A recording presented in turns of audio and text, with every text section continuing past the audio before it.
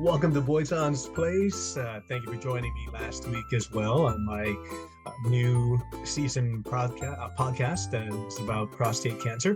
And I know it was short, but sort of by design, I wanted to keep it short and sweet and then follow up after the prostate uh, cancer summit that was put on by UCSD and the Prostate Cancer Foundation. Met some great, wonderful people there who a lot of the doctors who work for UCSD, they're doing some great things there, some new technology coming up. I like where there's really less invasive surgery um, that they're testing as well at UCSD for prostate cancer patients.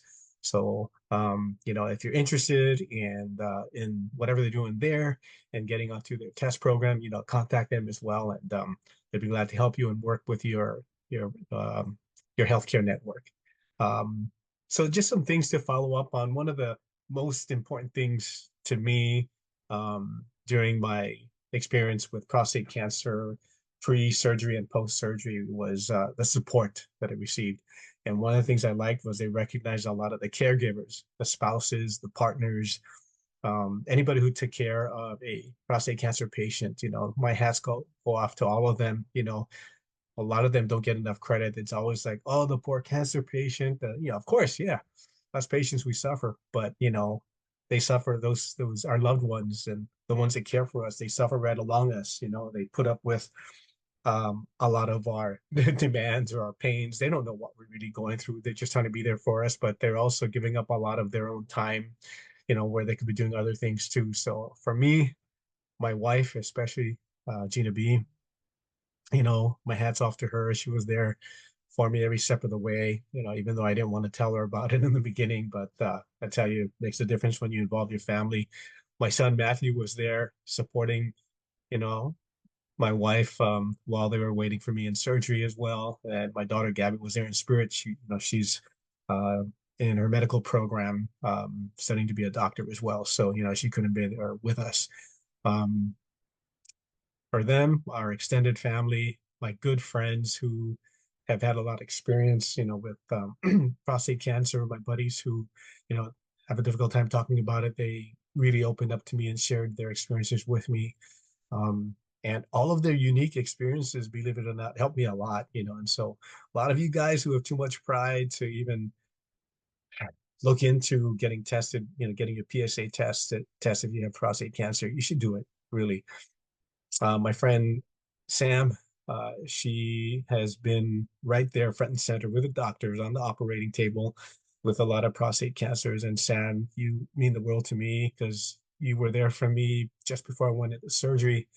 You were there for me after surgery, and just your aloha that you have, your big, your kind heart, and your experience really helped me a lot with that too. So with that said, again, kudos to all of the caregivers, all of the people, the families, spouses, the partners that support cancer patients like me. Um, some of the other things I want to talk about too and go more in depth with is post-surgery. For everybody, there's a different experience for all of us. It really depends on, how far your cancer is spread, whether it went outside, whether it metastasized and went to other parts of your body. So it can be more challenging, So far for me, looks like they caught everything. It was all um, contained within the prostate, so they just removed the prostate. And I know that I probably could have done different things like freezing the cancer and getting rid of that way. I could have done radiation as well. I just chose to remove the whole thing. With that said, the healing part of it, with not just the scars, the incisions that we have to deal with, and the physical pain, of course, that they go through, but it's the bladder issue because again, like part of when they remove your um, prostate, part of your urethra is removed. And so you have to retrain yourself to control your bladder. And I tell you, that's not fun. It can play games with your mind, because it's like being a baby again. You have to wear depends. Um, and I'm sort of, I don't know how to describe. Um, I don't like being wet. I don't like having, that whole area there, leaking and all that, but it's like a leaky faucet, really, and so I went through therapy last week, and Anne, who was my therapist, helped me so much, with some of the proper ways to do the Kegels. And So I've been doing that, practicing it every day. And it's helped a lot. But there are times, that you just can't help it, even with the little leaks, and the little leaks still come. Um, Sometimes, I can just feel like more droplets coming out as well too. So I'll give you an example. I went with my wife today, we ran errands and, you know, um, we're at a mall. So first thing I like to do when I go to the mall is I go to the men's room, then, clean up myself. And what I do is not just the Depends, but I put a pad on there and I'm talking about feminine napkins, right? But I'll put several rolls of toilet tissue on there as well too. And underneath the tissue, I'll put that plastic layer that you peel off in the back of the feminine napkin in the pad. And so that way it won't seep through. And my whole thing is I want to save money as much as possible, so I don't have to buy too many pads or buy too many, Depends and all that. But that's just me. So, you might have a different way of doing that. If you go through this experience with me, that's kind of like how I handle it.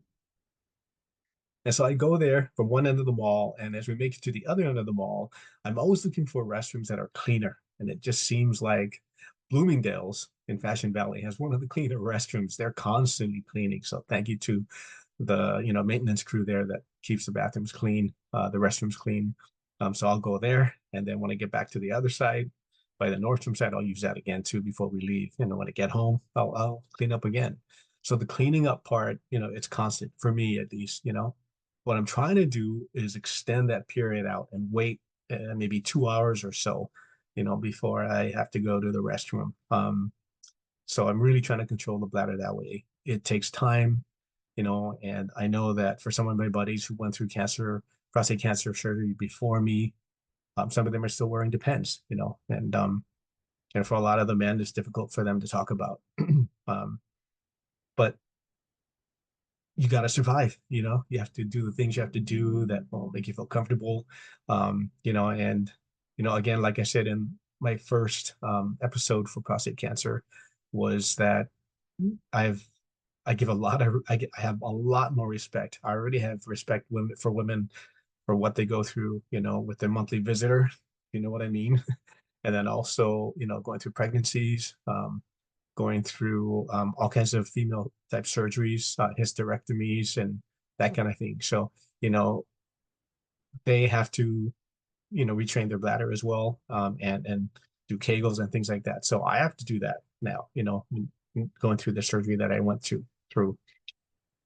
Um, and then who knows, in the next month or so how, things will be. But next week, what is this today? By the time this is released, it'll probably be February 9th, I think, unless if I get this done and posted tonight, Saturday night, February 8th.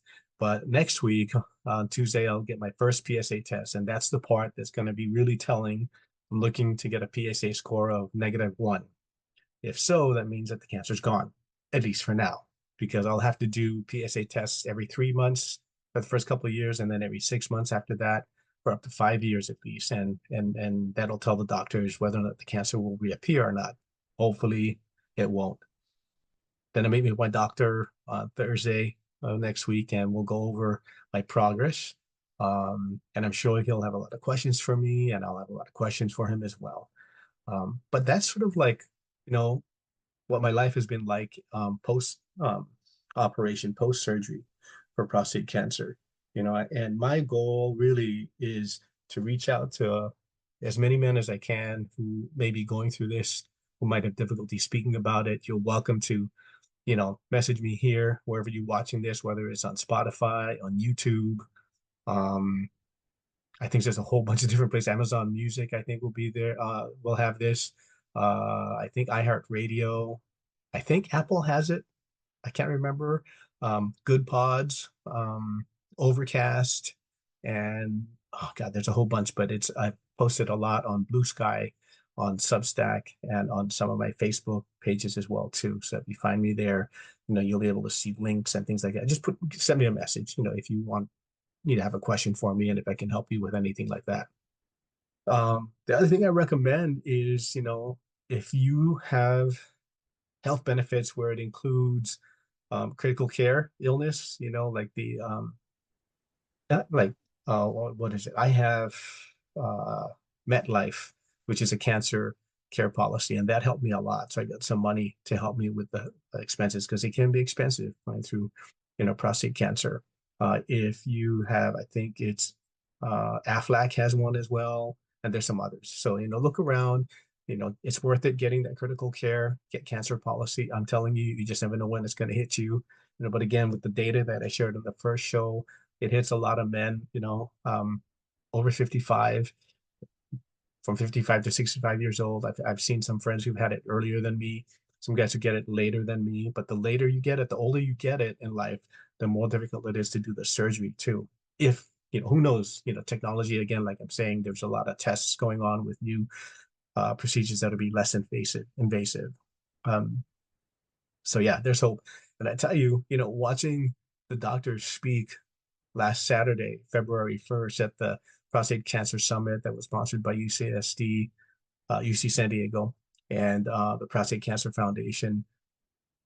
It hit home for a lot of them because one of their very own, one of the doctors had lost his life the night before. And, they spoke about how serious they take prostate cancer and how serious they take about saving the lives of a lot of men out there who are going through prostate cancer as well. So they are there for you, unless if you reach out to any one of us who have experienced it. We won't know, what you're feeling, what you're going through. Be patient, be positive. For me, again, you know, humor helped me out a lot. Being upbeat and positive, listening to meditational songs. I listen to a lot of those like healing type meditational music, on YouTube.